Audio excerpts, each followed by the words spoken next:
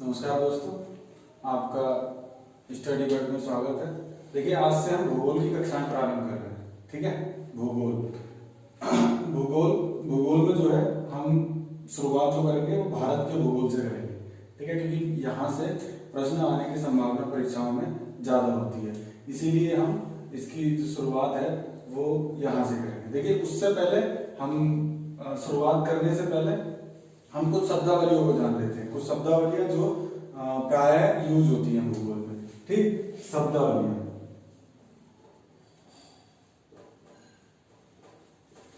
कुछ शब्दावलियां हैं जो यूज होती हैं। ठीक, जैसे पर्वत, पठार, मैदान, जल संधि, स्थल संधि, है ना। पर्वत, पठार, मैदान, जल संधि, स्थल संधि, खाड़ी, है ना, द्वीप, प्रायद्वीप, है ना। ये कुछ शब्दावलियां इनको जान लेते हैं। पर्वत, देखिए पर्वत जो होते हैं, पर्वत और पठार हम दोनों को एक साथ समझेंगे। पर्वत जो होते हैं वो पृथ्वी के सबसे ऊंचा जो भाग होता है, पृथ्वी पर जो सबसे ऊंची आकृति पाई जाती है उसको हम क्या बोलते हैं? पर्वत या माउंटेन। ठीक, और देखिए एक होता है पठार। ठीक, तो पठार जो होता है वो कहीं ना कहीं पर्वतों से छोटा होता है, लेकिन ऐसा भी नहीं कहा जा सकता है कि पर्वतों से छोटा ही होता है, क्योंकि कई पठार ऐसे हैं जो पर्वतों से ऊंचे भी हैं, जैसे तिब्बत का पठार, पामीर का पठार, है ना, जिसको विश्व की छत कहा जाता है। तो जो पठार है उसका क्या होता है? देखिए, पठार की जो आकृति होती है वो कुछ इस प्रकार होती है। मतलब इसमें क्या होता है? इसमें तीव्र ढाल होता है, इसमें स्लोप जो होता है वो कैसा होता है? तीव्र होता है, मतलब एकदम से। ठीक, और साथ ही साथ उस पर एक चोटी भी पाई जाती है, तो उसको क्या बोलते हैं हम? पर्वत। और जबकि पठार जो होता है, पठार पर चोटी नहीं पाई जाती है। ठीक, और इसका जो ढाल होता है वो मंद होता है। ठीक, अगर हम देखें इसमें देखिए मैदान होते हैं प्लेन, है ना, अब मैदान होते हैं प्लेन। अब पठार और मैदान लगभग, मतलब पठार भी जो है वो प्लेन से ही देखने में लगते हैं और मैदान भी। ठीक, तो अब इसमें अंतर इन दोनों में क्या है? तो इन दोनों में अंतर यह है कि वे मैदानी भाग, वो स्थल आकृति जो 200 मीटर ऊंचे हो, है ना, जो 200 मीटर से ऊंचे हो और उनमें मंद ढाल हो, उसको हम क्या बोलते हैं? पठार। ठीक, और जबकि तीव्र ढाल वाला उनको बोलते हैं पर्वत। और प्लेन क्या होते हैं? वो सीधे सीधे होते हैं। ठीक, देखिए जल संधि, जल संधि वह स्थल आकृति होती है जो, इसकी हम दो कोटेशन लिख लेते हैं। नंबर 1, वह भाग जो दो जलीय भागों को जोड़ता हो। ठीक है, वह, हम बात कर रहे हैं जल संधि की। जल संधि वह भाग जो, वह आकृति जो दो जलीय भागों को जोड़ती है ना, वह आकृति जो दो जलीय भागों को जोड़ती है। या दूसरी कोटेशन, वह जो दो स्थल भागों को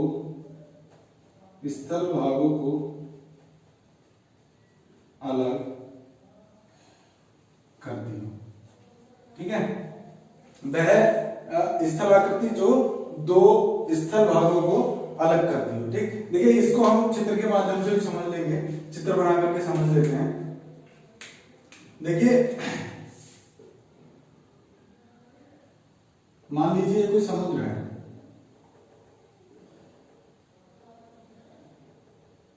है ना, ये कोई समुद्र है एक, और एक समुद्र है ये, है ना, एक समुद्र है ये, एक समुद्र है ये। ठीक, और इनके बीच में दो देश हैं, है ना। इनके बीच में दो देश हैं, ठीक, और उन दो देशों को जो है ये जो समुद्र है इनको जोड़ने के लिए बीच में एक स्थल आकृति पाई जाती है। इस प्रकार की जो आकृतियां होती हैं, इस प्रकार की जो आकृतियां होती हैं उनको हम क्या बोलते हैं, इस प्रकार की उनको क्या बोलते हैं हम, जल संधि। आप कोटेशन को देख लीजिए, ये देखिए दो जलीय भागों को तो जोड़ रही है, दो समुद्रों को जोड़ रही है, जबकि दो स्थल भागों को अलग कर रही है। देखिए ये दो देश है, ये कोई देश है, ये कोई देश है, इसको अलग कर रही है, ठीक है। उसके बाद में आती है आपके स्थल संधि, है ना।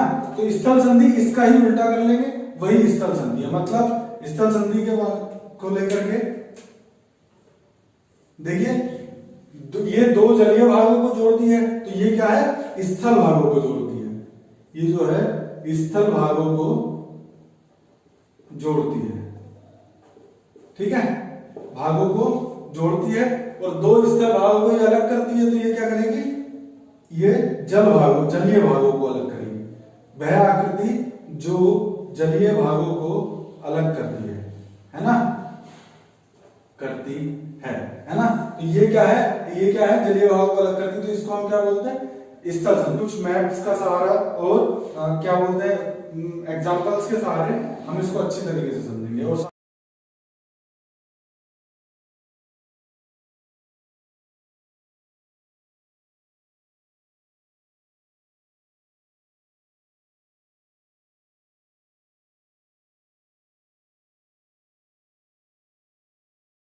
देखिए खाड़ी, खाड़ी में एक होती है बे, एक होती है गल्फ, है ना। एक होती है बे, एक होती है गल्फ। एग्जांपल के तौर पर आप देख लेंगे बे ऑफ बंगाल, है ना, बे ऑफ बंगाल, और गल्फ ऑफ कच्छ, है ना। आपने ये सुना होगा बे ऑफ बंगाल और गल्फ ऑफ कच्छ। देखिए बे ऑफ बंगाल ये पूरा का पूरा हिस्सा जो है ये बे ऑफ बंगाल है, ठीक। उसके बाद में गल्फ ऑफ कच्छ, देखिए ये जो हिस्सा है ये क्या है, आपके गल्फ ऑफ कच्छ है ना। ये वाला जो हिस्सा है ये आपके गल्फ ऑफ कच्छ, मतलब गल्फ की खाड़ी है, ठीक है, कच्छ की खाड़ी है। और उसके बाद में इधर भी एक गल्फ ऑफ खंबात पाई जाती है। ये जो ये वाला जो हिस्सा है ये क्या है, गल्फ ऑफ खंबात, ठीक। ये गुजरात का तटीय क्षेत्र है, वहां पर पाई जाती है। देखिए इसको हम समझ लेते हैं, इसमें अंतर क्या है। देखिए ये वह आकृतियां होती हैं, है ना, जो तीन ओर से, ये वह जलीय आकृति होती है, जलीय आकृति, वह जलीय आकृति, है ना, वह जलीय आकृति जो तीन ओर से स्थल से घिरी, वह जलीय आकृति जो तीन ओर से स्थल से घिरी हो। आप देखिए तीन ओर से स्थल से घिरी है, इधर भी आपके क्या बोलते हैं गुजरात, इधर भी गुजरात, और इधर आपके क्या ये तीन ओर से घिरी हुई है, और एक तरफ को ये जो है अरब सागर से मिली हुई है, ठीक। उसी तरीके से ये है। तो खाड़ी की परिभाषा तो ये हो गई, ठीक। अब इन दोनों में डिफरेंशिएट कर लेते हैं, बे और गल्फ में, ठीक। देखिए जो बे होती है ना, वे, देखिए मैं आपको एक उदाहरण देता हूं। आप जब वर्ल्ड मैप पढ़ेंगे, सॉरी वर्ल्ड भूगोल पढ़ेंगे, तो उसमें विश्व भूगोल में आपको एक गल्फ ऑफ मैक्सिको दिखाई देगी, है ना, मैक्सिको की खाड़ी आपको पढ़ने को मिलेगी। उसमें जो है आप देखेंगे तो वो इस आकृति की है, ठीक है। तो उसको हम क्या बोलते हैं, गल्फ ऑफ मैक्सिको, मतलब गल्फ, ठीक। तो जो गल्फ होती है उसका जो एक जो समुद्र से मिलने वाला भाग है, समुद्र की तरफ को जो उसका भाग खोलता है वो कहीं ना कहीं संकीर्ण होता है, वो छोटा होता है। चाहे आप इनका भी देख लीजिए, ठीक, इनका भी जो है संकीर्ण है। जबकि बे, जो बे होती है उसका जो सिरा होता है वो आपको, उसका जो एक सिरा होता है जो जलीय भाग से मिला हुआ होता है वो काफी बड़ा होता है। आप यहां पर देख लीजिए, पूरा ये जो हिस्सा है ये क्या है, आपके बे ऑफ बंगाल। तो इसका बड़ा हिस्सा जो है समुद्र से मिला हुआ है। तो दोनों में अंतर क्या है कि बे का जो है वो हिस्सा बड़ा खोला हुआ होता है, और जबकि गल्फ का जो है वो हिस्सा छोटा खोला हुआ होता है। आप जो है इन आकृतियों को बना करके अपनी नोटबुक पर लिख लेंगे तो उसमें फायदा होगा, आपको आगे को समझने में आसानी होगी। फिर आप इन्हीं आकृतियों को, डायग्राम को देख करके आसानी से चीजों को समझ जाएंगे। ठीक है, पढ़ने की जरूरत नहीं पड़ेगी, है ना। दीप क्या होता है? देखिए दीप जो होता है ये वह स्थल भाग होता है, वह स्थल भाग जो चारों ओर से है ना, चारों ओर से जल से घिरा हो, जल से घिरा है ना, जो चारों ओर से जल से घिरा हो उसको हम क्या बोलते हैं? दीप। एग्जाम्पल के तौर पर देखिए यहाँ पर आपके द्वीप पाए जाते हैं, ये लक्षद्वीप समूह है ना, इधर जो द्वीप पाए जाते हैं उनको क्या बोलते हैं? लक्षद्वीप समूह। ठीक, और इधर आपके पाए जाते हैं जिनको हम क्या बोलते हैं? अंडमान निकोबार द्वीप समूह। ये लक्षद्वीप समूह, ये अंडमान निकोबार द्वीप समूह। देख रहे हैं इधर जो है अरब सागर है पूरे में, और इधर सारे में बंगाल की खाड़ी है। तो ये जो चारों तरफ इसके जल है, आप जब देखेंगे नक्शे में तो आपको पता चलेगा कि इसके चारों तरफ जल है। तो जल, तो ये चारों तरफ से जल से घिरा है, तो उसको हम क्या बोलते हैं? द्वीप। ठीक, और जबकि प्रायद्वीप किसको बोलते हैं? देखिए प्रायद्वीप वह स्थल आकृति होती है, वह स्थल आकृति या वह स्थलीय भाग है ना, जो तीन ओर से जल से घिरा, जल से घिरा। ठीक है, प्रायद्वीप वह स्थल आकृति जो तीन ओर से जल से घिरा हो। देखिए ये वाला जो पार्ट है भारत का, है ना, ये आप देख रहे हैं तीन ओर से जल से घिरा, इधर अरब सागर, इधर बंगाल की खाड़ी, और इधर भी जो है आपके उन्हीं का पार्ट है। तो यहाँ पर जो है क्या बोलते हैं आपके, क्या है ये वाला जो हिस्सा है ये सारा का सारा क्या है? भारत का। ये प्रायद्वीप कहलाता है, प्रायद्वीप या भारत कहलाता है ना। एग्जाम्पल के तौर पर आप लिख लेंगे प्रायद्वीपीय भारत, प्रायद्वीपीय भारत, है ना। और एक और है उसको आप देख लेंगे, वो क्या है? आपने सुना होगा अरब का प्रायद्वीप, है ना, प्रायद्वीप, अरब का प्रायद्वीप। तो ये जो है आपके क्या हो गई? द्वीप, प्रायद्वीप, ये सारी चीजें।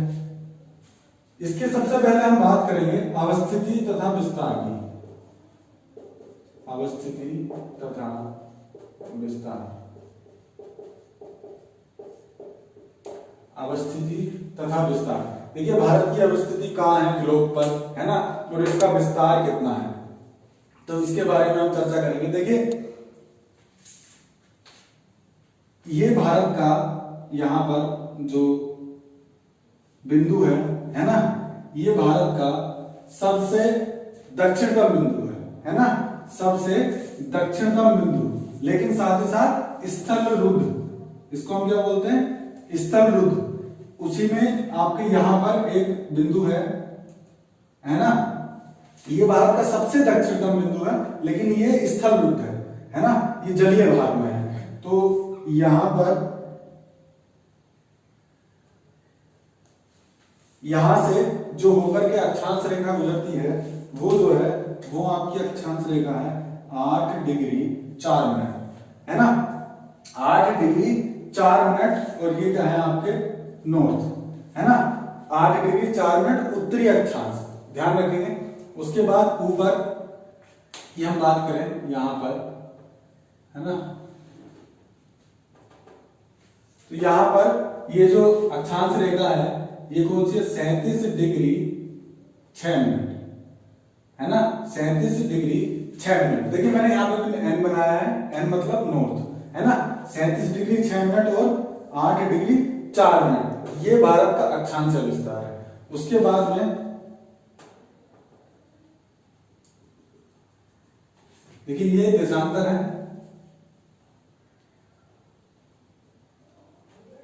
है ना, ये जो है क्या है? देशांतर है। देशांतर देखिए ये कौन कौन से देशांतर है? देखिए ये वाला जो देशांतर है ये 68 degree 7 minute, 68 degree 7 minute east मतलब पूर्वी देशांतर, ठीक। और इधर जो है आपके ये है आपका 97 डिग्री 2-5 मिनट, और ये भी क्या है? ईस्ट, मतलब ये भी पूर्वी देशांतर, मतलब 6 डिग्री 4 मिनट नॉर्थ से लेकर के 37 डिग्री 6 मिनट नॉर्थ तक अक्षांश विस्तार, और जबकि देशांतरीय विस्तार जो है 68 डिग्री 7 मिनट से लेकर के 97 डिग्री 25 मिनट पूर्वी। ठीक, देखिए इसकी बात करते हैं। यहाँ ई, यहाँ एन क्यों आया है, इसके बारे में भी समझना बहुत जरूरी है। देखिए हम जो है ग्लोब बना लेते हैं। ठीक है, ये हमने ग्लोब बना लिया, थोड़ी सी आर्ट जो है वो कमजोर है। देखिए यहां पर हमने क्या बना लिया है, ग्लोब बना लिया है। देखिए इस पर जो समानांतर दोनों को बीच में से जो रेखा काटती है समानांतर, इधर भी और इधर भी, उसको हम बोलते हैं 0 डिग्री अक्षांश। ठीक है, 0 डिग्री अक्षांश। इसका दूसरा नाम भी है, दूसरा नाम क्या है, भूमध्य रेखा। भूमध्य रेखा या इसको विषुवत रेखा भी बोलते हैं, विषुवत रेखा, है ना। इंग्लिश में हम इसको जो है इक्वेटर बोलते हैं, है ना, इक्वेटर। ठीक, तो ये क्या है आपके 0 डिग्री अक्षांश। देखिए इसके समानांतर जितनी भी रेखाएं खींची हुई हैं ग्लोब पर, मतलब समानांतर इसके जो जितनी भी रेखाएं खींची हुई हैं उन सभी को हम क्या बोलते हैं, अक्षांश, अक्षांश रेखा। ठीक, और जबकि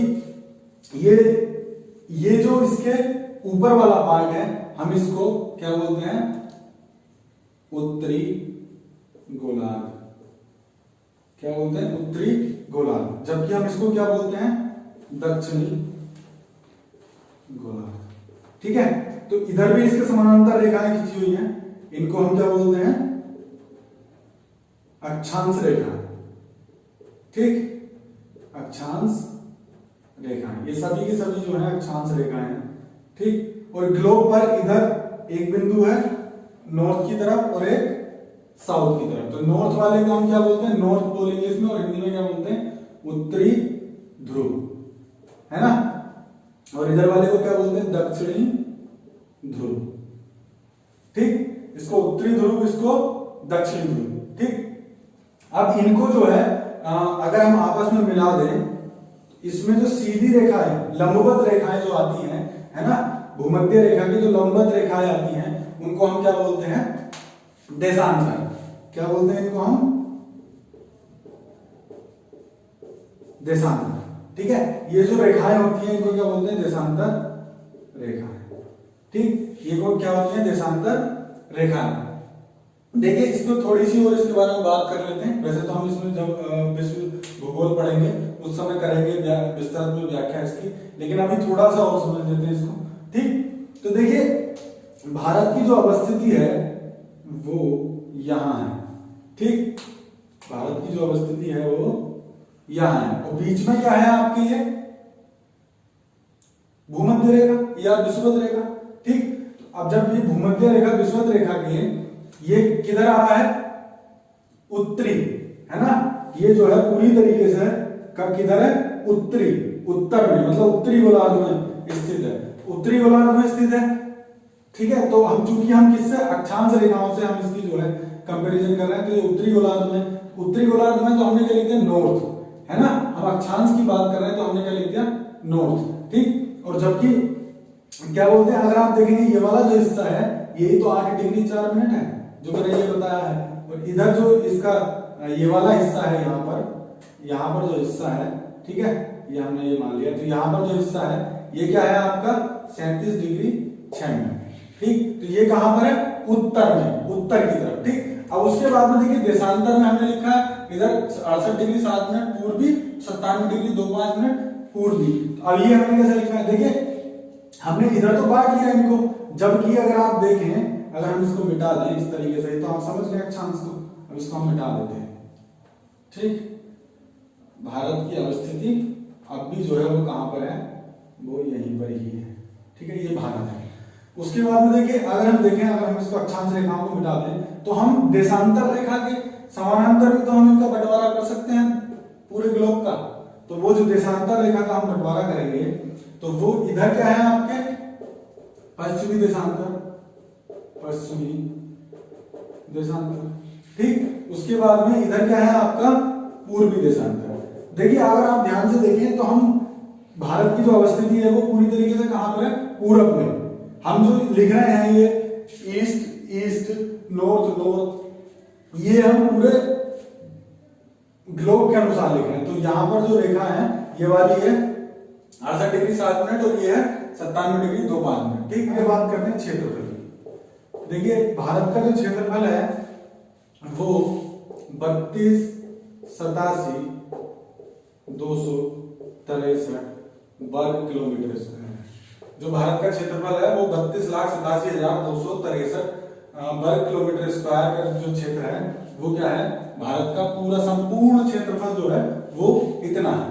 ठीक, देखिए सामान्यतः क्वेश्चन पूछा नहीं जाता है लेकिन फिर भी नॉलेज के लिए आप इसको लिख लेंगे, आप इसको याद कर लेंगे कि हाँ, क्योंकि ये बेस है तो बेस का तो पता होना ही चाहिए। क्षेत्रफल कितना है, 32,87,263 वर्ग किलोमीटर स्क्वायर। उसके बाद आगे बात करते हैं, बीचों बीच से एक रेखा गुजरती है ना, भारत के बीचों बीच से एक रेखा गुजरती है ना, जिसको हम क्या बोलते हैं, कर्क रेखा। क्या बोलते हैं, कर्क रेखा। देखिए जैसा अभी हमने ग्लोब बनाया था, ग्लोब पे भूमध्य रेखा 0 डिग्री, तो उसमें ही 23.5 डिग्री नॉर्थ में एक रेखा है जिसको हम क्या बोलते हैं, कर्क रेखा। ये एक्चुअल में जो रेखाएं हैं, ये रेखाएं कोई खिंची हुई नहीं है, ये आभासीय रेखाएं हैं। ये जो है समझने की दृष्टि से है ना, क्योंकि पृथ्वी बहुत बड़ी है तो उसको समझने की दृष्टि से जो है लोकेशन के लिए, क्योंकि बहुत सारी चीजें जो है इन्हीं से संचालित जो चीजें होती है, जैसे वायु सेवा है आपकी, है ना, आपकी ट्रेन सेवा है, या और भी अन्य आपके फोन कॉल्स वगैरह सारी चीजें जो है वो इन्हीं से कनेक्टेड होते हैं। तो ये जो है जरूरी है, और ये आभासीय रेखा है, मान रखिए। उसके बाद 23.5 डिग्री जो दक्षिण की तरफ जो है आपके रेखा का नाम है मकर रेखा, है ना। तो ये दो रेखा है। देखिए इन दो रेखाओं में ना ही भूमध्य रेखा भारत से होकर के गुजरती है, ना ही मकर रेखा। आप ये भी नोट कर लेंगे क्योंकि कई बार जो है क्वेश्चन पूछ ले जाता है सीधा सीधा भूमध्य रेखा और मकर रेखा। देखिए ये मकर रेखा, ये दोनों ही रेखाएं भारत से होकर के नहीं गुजरती है, ये दोनों ही रेखाएं भारत से होकर के नहीं गुजरती है, जबकि एक ही रेखा भारत से होकर के गुजरती है, वो है कर्क रेखा, और वो भी कहां से, भारत के बीचों बीच से होकर के गुजरती है। ठीक, ये 23.5 डिग्री है, तो 23.5 डिग्री भारत के बीचों बीच से होकर के गुजरता है। ठीक, देखिए 23.5 डिग्री, देखिए कर्क रेखा जो है, कर्क रेखा 23.5 डिग्री, कर्क रेखा क्या है, 23.5 डिग्री, है ना, 23.5 डिग्री। देखिए अगर कोई पूछ ले कि कर्क रेखा जो है 23.5 डिग्री क्या है, तो ये भी क्या है, आपके नॉर्थ ही है। तो 23.5 डिग्री जो नॉर्थ है वही आपके कर्क रेखा। देखिए भारत के कुछ राज्यों से होकर के गुजरती है, हम बात कर लेते हैं वो कौन कौन से राज्य हैं, है ना, उन राज्यों के नाम देख लेंगे। देखिए नंबर 1 गुजरात, हम इधर से लेकर के चलते हैं, है ना, यहां से गुजरात। उसके बाद राजस्थान, है ना, मध्य प्रदेश, छत्तीसगढ़, झारखंड, पश्चिम बंगाल,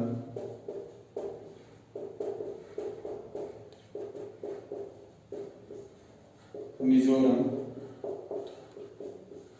और त्रिपुरा, है ना। त्रिपुरा को पहले लिख लो, मिजोरम को बाद में लिखिए। त्रिपुरा पहले, मिजोरम, त्रिपुरा और मिजोरम, है ना।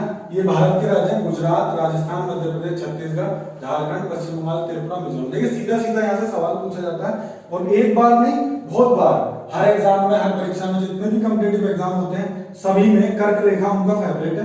तो वो यहाँ से अगर ज्योग्राफी में क्वेश्चन पूछेंगे और वो भी रेखाओं से संबंधित, तो वो कर्क रेखा से ज्यादातर पूछते हैं कि कर्क रेखा कितने डिग्री पर है और किन किन राज्यों से होकर के गुजरती है, साथ ही साथ कितने राज्यों से। तो आप गिन लेंगे 1 2 3 4 5 6 7 8।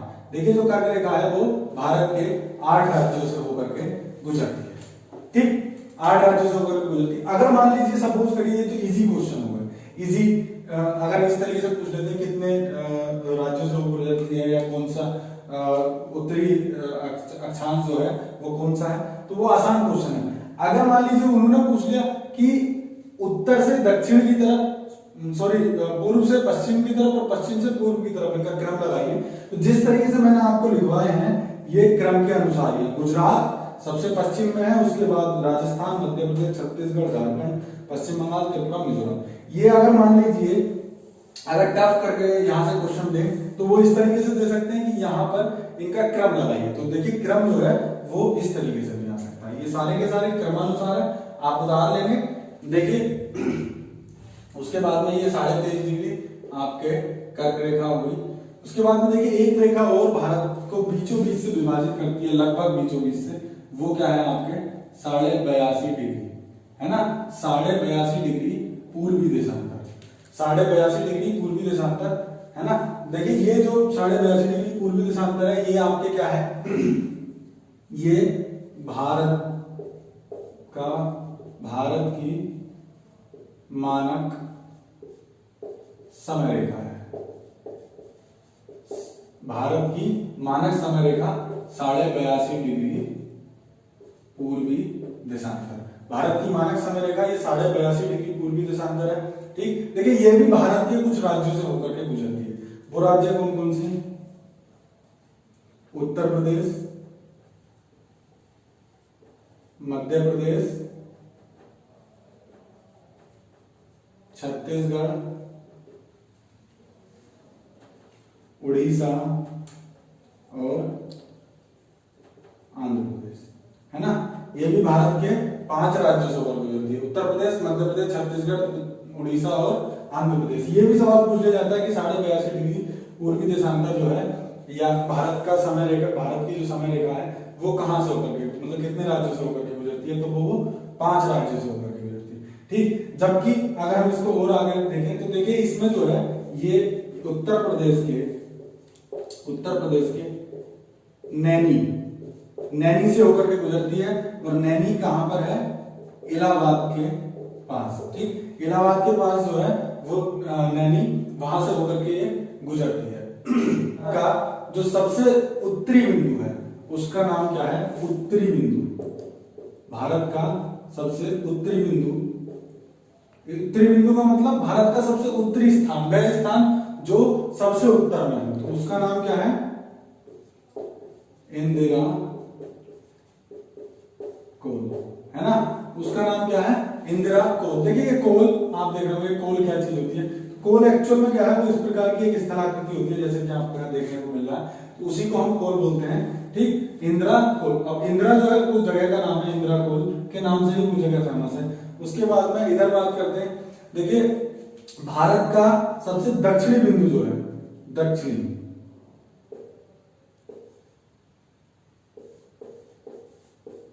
है ना, दक्षिणी बिंदु। दक्षिणी बिंदु क्या है आपका भारत का? वो है कन्याकुमारी, है ना।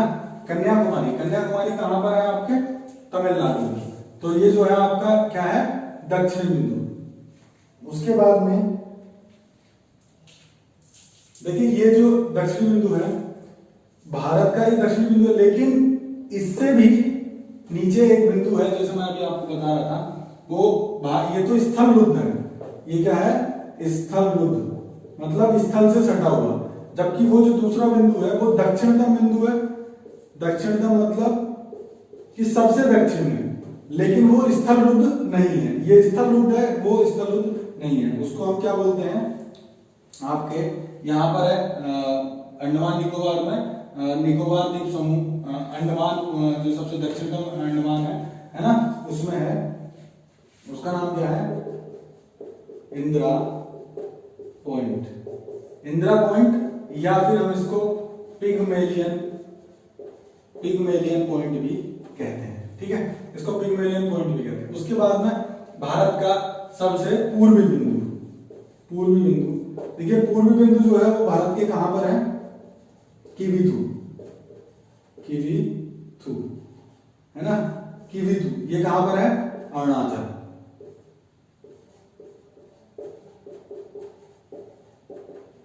अरुणाचल प्रदेश में। ठीक, और ये इंदिरा पॉइंट जो है ये तो आपके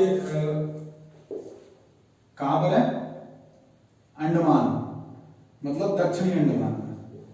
दक्षिणी अंडमान में। और ये दक्षिणी बिंदु जो है ये कहां पर है आपके तमिलनाडु पर, ठीक। और इंदिरा कोल जो है वो आपके कहां है जम्मू एंड कश्मीर में, जम्मू एंड कश्मीर में, जो अब राज्य की बजाय क्या हो गया है यूटी, यूनियन टेरिटरी। उसके बाद में पूर्वी बिंदु, उसके बाद में आता है आपका पश्चिमी बिंदु, गुहार मोती, गुहार मोती है ना। पश्चिमी बिंदु क्या है आपके गुहार मोती, ये कहां पर है गुजरात। देखिए गुजरात का एक गांव है जो भारत का सबसे पश्चिमतम गांव भी आता है, भारत का सबसे पश्चिमी गांव, वो ही क्या है आपका गुहार मोती है, ठीक। ये आपके बिंदुओं की बात होगी। अब बात करते हैं भारत की, भारत के विस्तार की, ठीक।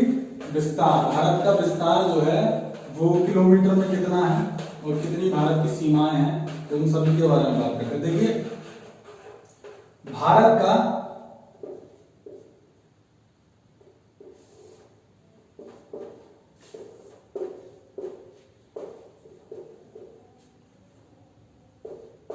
है ना, देखिए भारत का उत्तर से जो दक्षिण विस्तार है वो क्या है, कितना है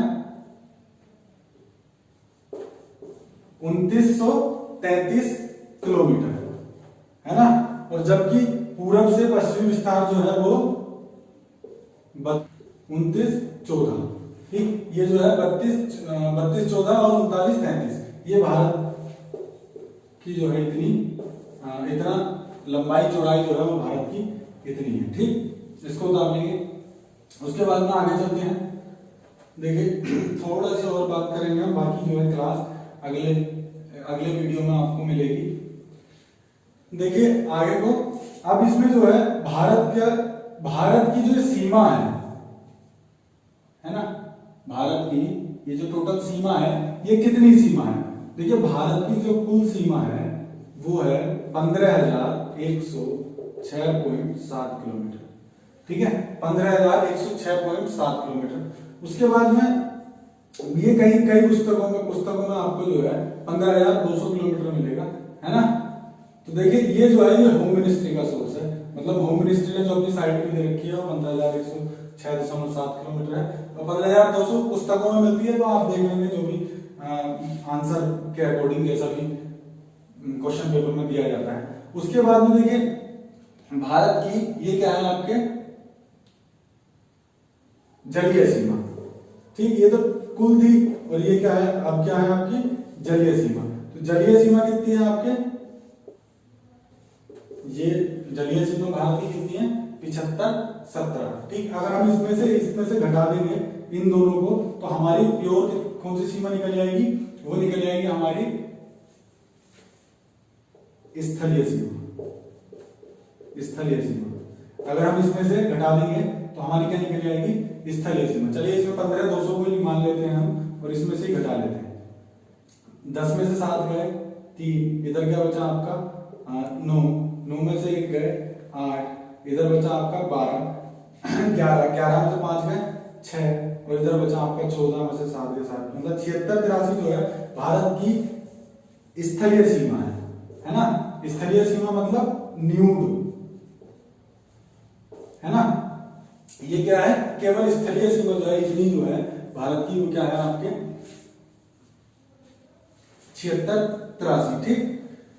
देखिए ये आज की वीडियो काफी बड़ी हो गई है, इसलिए आज की वीडियो को हम यही समाप्त करते हैं, और बाकी जो है वो कल बात करेंगे, कल नेक्स्ट वीडियो में। और उसी के साथ जो है आपको देखिए सारी क्लासें आपको डेली इसी तरीके से आपको पढ़ाई जाएंगी।